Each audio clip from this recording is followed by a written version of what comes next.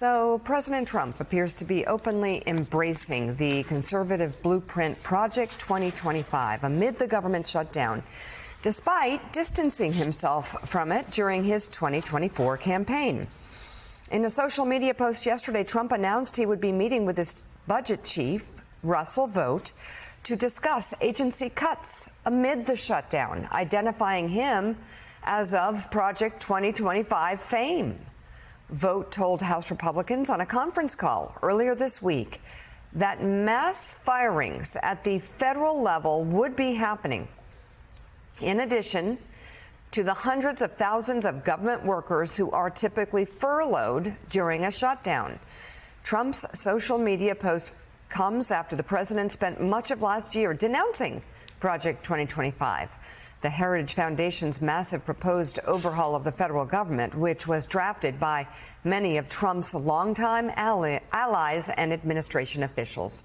So joining us now, staff writer at The Atlantic, David A. Graham. He's the author of the recent book entitled The Project: How Project 2025 is Reshaping America.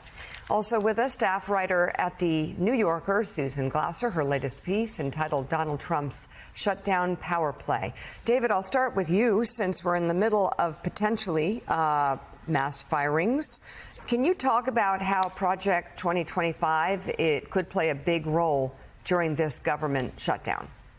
Yeah, Russell Vought has always wanted to shrink the government significantly. It was a big part of Project 2025. He has this sort of animosity towards federal employees. He sees them as being either sort of liberals and part of the deep state or simply obstructionists who aren't on Trump's team. He also has a sort of pedigree in small government conservatism.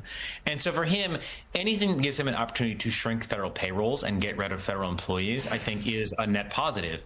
And so when he sees something like a shutdown, he sees an opportunity to do that, and we see him moving, and we see Trump aligning himself with that attempt as well. And Susan, David makes a great point. This is, I think the White House and the president see this as an opportunity, not just to continue to gut the bureaucracy and threatening these mass firings, but this is part of, one could argue, an effort to expand the powers of the presidency. As we discussed earlier, there's some legal thought as to, questions as to whether or not he can do this in terms of these permanent dismissals. They're forging forward. They're saying, yes, they can. And they're also using it as yet another moment to try to punish political foes. Yeah, absolutely. I mean, what's really striking is don't discount Trump's role in all this. He has an enormous role to play. Republicans on the Hill have, in recent years, just completely rolled over for him. And remember, the lesson that he's taken from previous shutdowns, and by the way, he had the same people around him in his first term, Russell Vought, Stephen Miller. They went into a shutdown in 2018 and 2019, the longest in history, 35 days. It ended with what looked like Donald Trump caving. But the lesson that Trump took out of it is, I win anyways. And what he did was he took his money from the border wall that Congress wouldn't give him, and he took it anyways after the shutdown from the Defense Department.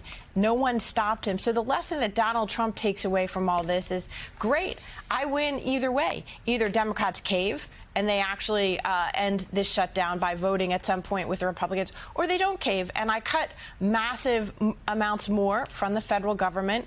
I take the money away from projects that Democrats care about. I hurt federal workers who he consistently denigrates as just being some sort of deep state conspiracy against him. So either way, Trump is looking to expand the executive authority here, and I think Congress has rolled over again and again and again in ways that makes him feel pretty confident right now, frankly. Hey, David, it's John Heilman here.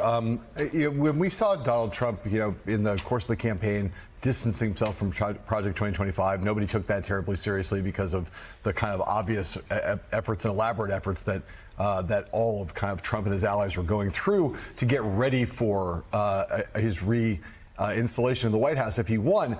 It is the case that, as we were discussing a couple minutes ago, DOJ as an early kind of preview of the Vought agenda, dismantling the administrative state, large-scale mass firings, Elon Musk with a chainsaw. None of that stuff went over particularly well with the American people. Those things did not poll particularly well. It was not seen as a great political asset. In fact, a lot of Democrats seized on those images and those realities and said, we're going to make this front and center in the midterms of 2026. Now it's like they're taking a second bite at the apple. Is there not any concern on Russ Vought's part and on Donald Trump's part and others around him that although this is part of their ideological agenda, that they are going to throw themselves into a position of political vulnerability if they pursue this during this shutdown and over the course of the coming months into leading into the midterms? And I think they should be worried about that. I think it depends who you ask. And if you look at somebody like Vogt, he is so ideologically devoted to this agenda. And if you look at Trump, his sort of retributive attitude towards federal workers is so strong that I think they view this as necessary, or they view it as an opportunity. So even if there's political blowback, it's what they think that they need to do. You know, the people who may hurt most from this are, one, obviously American citizens, but politically, Republican members of Congress. But what we've seen repeatedly from Trump and from Vogt is a kind of disregard for the fortunes of Republican members of Congress. They're in it for themselves and for their ideological project. If other people hurt, that's their problem. So, Reverend Nell, I just, at the same time, I think the threat of these mass firings is real and it has a lot of consequences. And don't Democrats have to take that into consideration? Democrats certainly cannot ignore it. Certainly the human cost, what it will mean to families and all, is something they cannot ignore. And if it becomes prolonged, it'll be more and more pressure on them.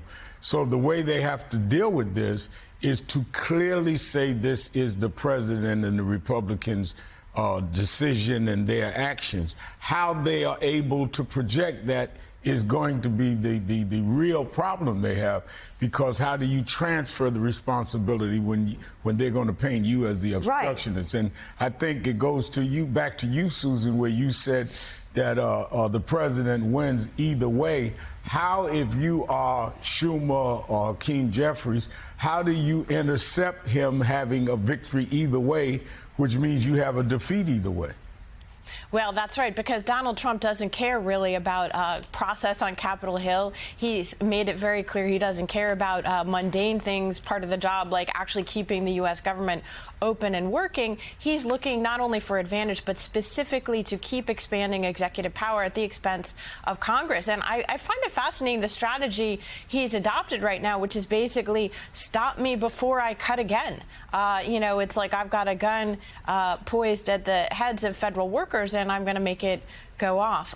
You know, obviously that's a metaphor, but Donald Trump wants to come in very aggressive right now, and I think that's why you saw him putting that message out yesterday that the shutdown was an unprecedented opportunity for him. Yeah. That's how he looks at the world. The New Yorker's Susan Glasser, thank you so much. Her new piece is available to read online right now. And staff writer at The Atlantic, David A. Graham, thank you as well.